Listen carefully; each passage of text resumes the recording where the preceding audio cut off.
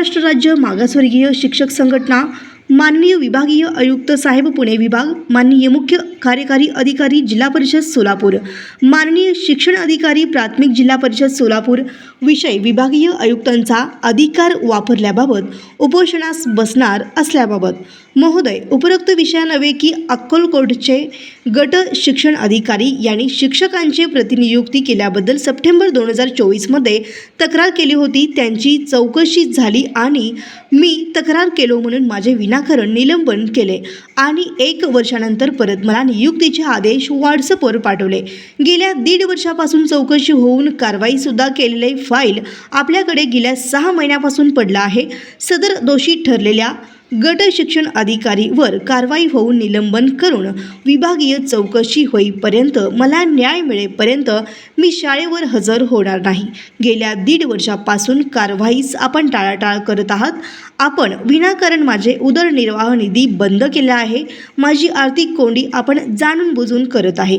येत्या 10 दिवसाच्या आत त्यांच्यावर कारवाई नाही झाल्यास दिनांक 23/2/2025 पासून उपोषण गेट समोर आमरण उपोषण करणार आहे. ही विनंती.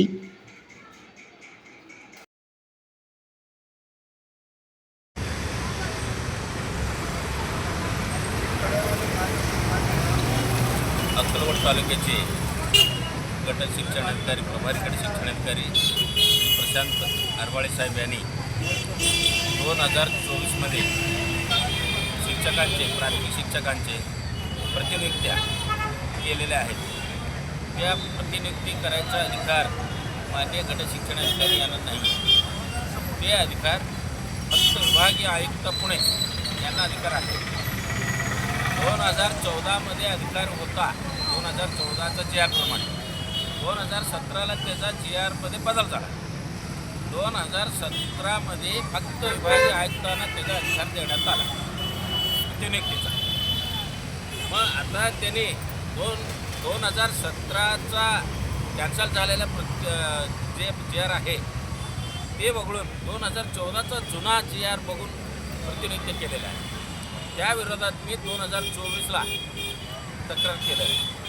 2024ला तक्रार केलो. 25ला जानेवारीमध्ये चौकशी केली. मला घेऊन ते विभागीय चौकशी नेमून आपलं जिल्हा परिषदचं चौकशी नेमून चौकशी केली. चौकशी केल्यानंतर त्यामध्ये दोषी आढळला आहे. पठारे मॅडम, नियोजनाधिकारी जिल्हा परिषदचे, त्यांच्या अध्यक्षतेखाली समिती नेमली. समिती नेमून चौकशी केली. चौकशी मी सगळं त्यांच्यासमोर ठेवलो GR. मग त्यांनी दोषी आढळला आहे. दोषी आढळल्यानंतर मी त्याच्यावर कारवाई करा म्हणून ही माझा 4-5वा आंदोलन आहे, उपोषण आहे. मग त्यांच्यावर कारवाई करण्यास त्यांनी तयारच नाही आहे. म्हणजे याचा अर्थ काय होतं, शिक्षण अधिकारी आणि जे आपलं मुख्य कार्यकारी अधिकारी त्यांच्या पाठीशी का घालत आहे. म्हणजे शिक्षकांना त्रासदायक ते प्रतिनियुक्त्या केले ते पण करायचं आहे. ते सोपं शिक्षकांचं सोयीचं केलं नाही, शिक्षकांना त्रास देण्याचं केलेलं आहे. ह्या कड्याला असलेल्या माणसाला त्या कड्याचं प्रतिनियुक्त्या, पण तिकडचं माणसं इकडं का, त्यांना तिथं द्यायला आलं असतं मग आम्ही शांत बसलो असतो. केलं तरी शिक्षकांचं सोयीचं केलं नसल्यामुळे मी आंदोलन केलेलं आहे. आणि त्यांचा जे चौकशीचा अहवालानुसार त्यांना निलंबित करून विभागीय चौकशी लावेपर्यंत मी उपोषण सोडणार नाही. कुणाला निलंबित करायचं आहे? प्रशांत आरवाळे साहेब, गट शिक्षण अधिकारी अक्कलकोटचे, त्यांनी केलेलं आहे हे सर्व पराक्रम, शिक्षकांना त्रास द्यायचा. म्हणून आम्ही बसलेलं आहे. माझ्याकडे तक्रारसुद्धा आलेलं आहे. तक्रार आल्यामुळे मी करत आहे. तक्रारदारक तुमच्या सोबत आलं नाहीत? तक्रारदार शाळेवर असतात. ते बघा कसं आहे, कशाचं मागून जाऊ नये, कशाचं पुढून जाऊ नये असं काय तर म्हण आहे.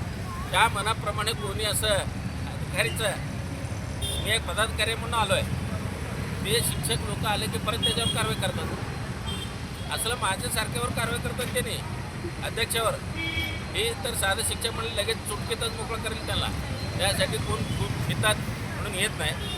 तोपर्यंत त्यांचं निलंबित होत नाही तोपर्यंत तुम्ही बसणार? त्यांचा निलंबन करून विभागीय चौकशीचा आदेश निघेपर्यंत मी बसणार, त्यांच्या ऑर्डर निघेपर्यंत.